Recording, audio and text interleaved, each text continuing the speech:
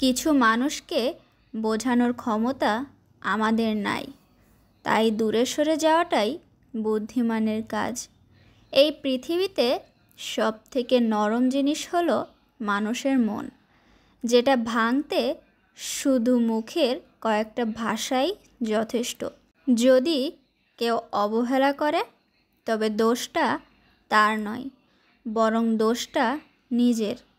তার থেকে বেশি আশা করে ফেলেছ।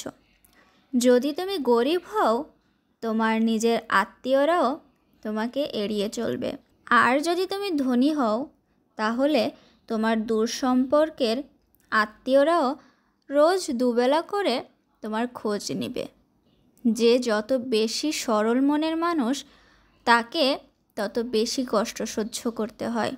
এজন্য কখনো কিছুর ওপর মায়া বাড়ানো যাবে না। নিজেকে এমনভাবে তৈরি করতে হবে যে ব্যক্তি ছেড়ে চলে গেছে সে যেন আফসোস করে ফিরে আসার জন্য। ব্যস্ত মানুষ এবং অহংকারী মানুষ, এই দুই ধরনের মানুষ থেকে দূরে থাকাটা খুবই প্রয়োজন। কাউকে মারার জন্য ছোট ছোট অবহেলা যথেষ্ট, বিষের প্রয়োজন হয় না। যে তোমার মূল্য বুঝবে, গুরুত্ব তাকে দাও। ঠাট্টার মাঝে যে মানুষের সামনে তোমাকে অপমান করে, সে তোমার বন্ধু কখনোই হতে পারে না। 3টি জিনিস সবসময় মনে রাখবে। যে তোমাকে বিপদে সাহায্য করেছে তাকে কোনো দিন ভুলবে না। যে তোমাকে ভালোবাসে তাকে কখনোই ঘৃণা করবে না। যে তোমাকে বিশ্বাস করে তাকে কখনো ধোঁকা দিবে না।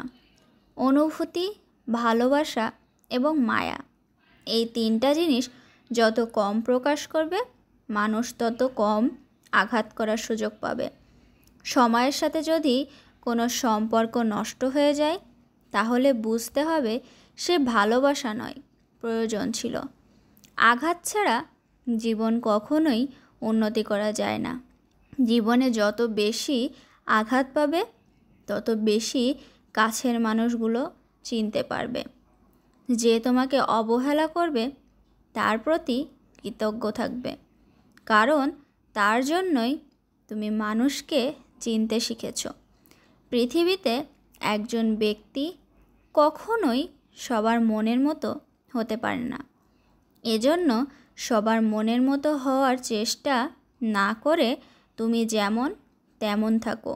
কোনো কিছুর ওপরই কখনো মায়া বাড়ানো যাবে না, কারণ এই পৃথিবীতে সব কিছুই ক্ষণস্থায়ী।